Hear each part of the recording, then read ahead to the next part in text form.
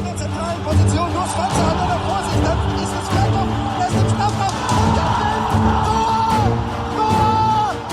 Für die Frankfurter Eintracht! Hi and welcome to this special episode on Erling Haaland. Actually, I'm your host, Marcus Fjørtoft, and with co-host Jan Fjørtoft. Dad, you were at the Etihad yesterday. 0-0 it ended between City and Arsenal. Overall thoughts of the game, and then we can shift into Erling Haaland and his game and his matchup against Saliba, Gabriel, and the rest of the Arsenal team.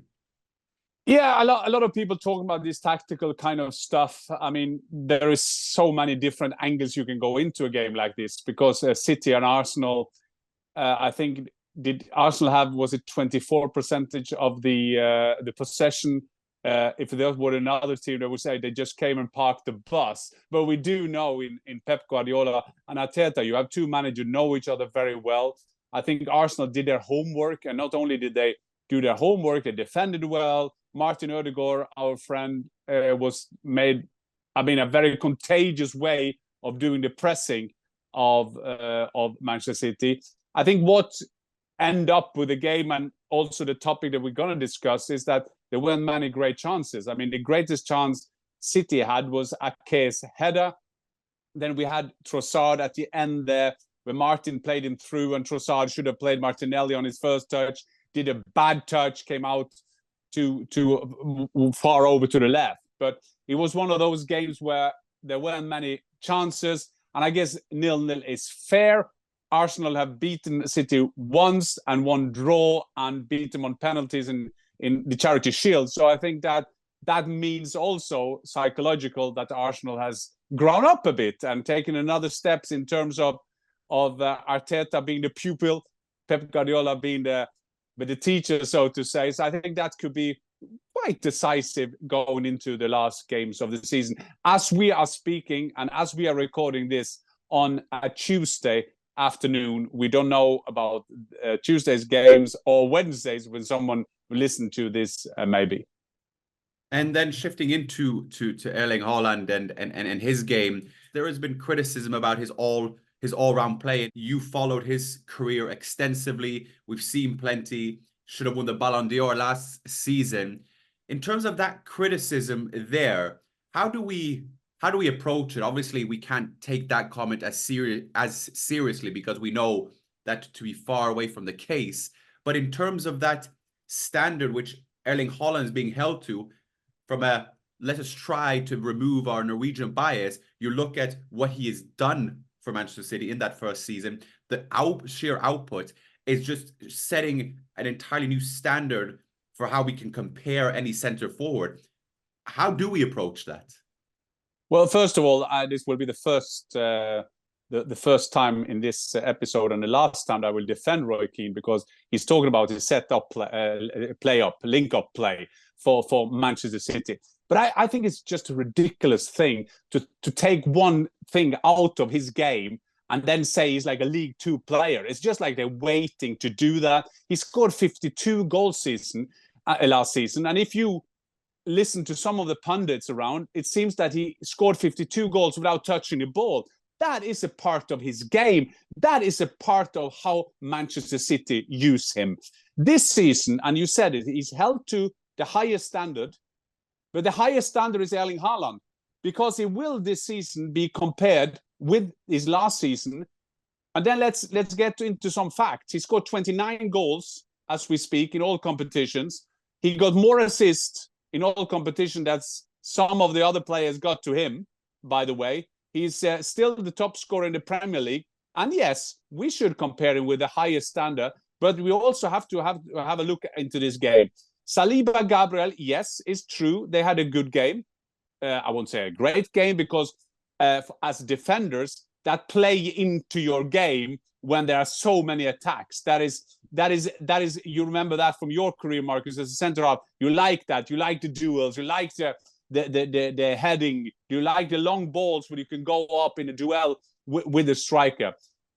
So the thing is with Erling Haaland, who live and die by the space between the back four and the goalkeeper, and when that space is not there, for some reason, because Arsenal did it but also for some reasons that City didn't take advantage of that.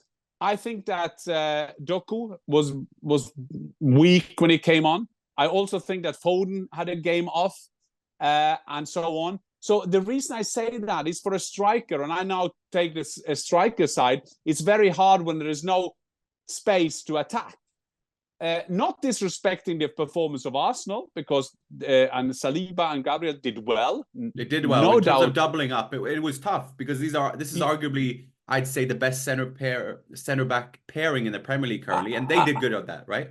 Absolutely, but we have also seen the development of Erling Haaland. He has improved his link-up play. I remember back in the days when Edin Terzic had him in, for the first time.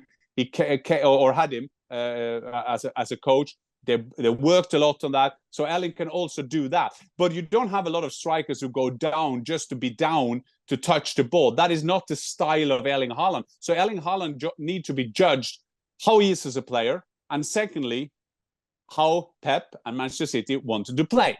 What I do not respect, Marcus, is that when I listen to people talking about this, that it wouldn't be good enough for Arsenal, it wouldn't be good enough for Liverpool. Mm-hmm. The truth is, Arteta and Klopp, and I've said that in a tweet, they will walk to Manchester, take this big cartoonish Viking on their back and walk back to their clubs and play him. He will always play. He will always play on any club in the whole world, period. And some of the comments been out there, first of all, to be a striker as a number 9, to hold the ball up. I will say that is one of the hardest jobs you can do, because I think that you have to have played in that position to understand how difficult that is. Not saying that he can't improve it, but I'm just saying he is then with a Saliba and a Gabriel that will push him further down. They will be tight to him. He's going to keep it up. The midfielders, Jorginho or Rice, whoever will be there for Arsenal, will kind of cover that area in front of them. So people who have never played striker, people who have never played football, I can't take them serious in a debate like this. Everybody are entitled to have their opinions. I do respect that, but that thing, I'm not sure if it even annoys me. I think it's laziness. I think that is just something that you say when he is there. So to the fact that Erling Haaland could improve that part of his game, of course he can. And he is a young striker, and he probably will. But at the moment now, how Manchester City uses him, I mean, Pep Guardiola shown last season how they found out of that. They never won the Champions League. They took Erling on. They never won the treble. Erling came on. So I'm not sure how I will take that, because I think this is just a matter of waiting to have a chance to have a go at him. And I'm not saying that because I'm Norwegian. I say that because I'm a striker, and that is my main reason. Yeah, frankly, I find it tough providing perhaps an analytical discussion based off comments that are made by certain pundits or people on Twitter or whatnot. So I guess then my next question would be then, is it like psychologically behind that criticism? Because it is interesting that these narratives are such a spun. And is that just the territory of being, by definition, the world's best striker? Is that just that part of it, and that's what you have to live with? Is that kind of the conclusion of this analysis as such? Absolutely, Marcus. And I guess there's not so much more to make of analysis on that. I'm working on a thing. I love to have my deeper thoughts on LinkedIn. So I will recommend shout out people to get your LinkedIn. Yeah. yeah. You can go to my LinkedIn, and I put up the videos of our conversations here on YouTube and podcasts as well there. But the headline of that article is "Being Erling Haaland," and I think that is the fact here. He is compared with his own standards. He is compared with the best players in the world. So of course this is natural. It's naturally when a great actor will have a bad film, he will hear it. Erling Haaland will accept it. He has to accept it because he has set his own standards. He will be in this environment of criticism or opinions for the rest of his career, Marcus. He is beyond that. I know Erling Haaland better than some people on Twitter. And I just know, and you know as well, Marcus, this will just inspire him to do even better. And the best answer for him, first of all, show the treble for last season, but even better in the present day, to answer with goals. And we know that there is not many footballers who work so hard on his play than Erling Haaland. And there is not many coaches who are better than Pep Guardiola to coach that, to coach the team, to maybe make crosses earlier, to maybe use that space in there. I didn't think that Arsenal parked the bus. I think that Manchester City played them very deep, but this time they didn't make big chances. That's what they normally do. They will have 4, 5, 6 chances, and you know that Erling or one of the other potential match winners in that team will create chances. So I think that for the time being, we can conclude, Marcus, being Erling Haaland is scoring all the time, 29 goals so far this season, still top scorer in the Premier League, but he's compared with himself, Erling Haaland, from season 22-23.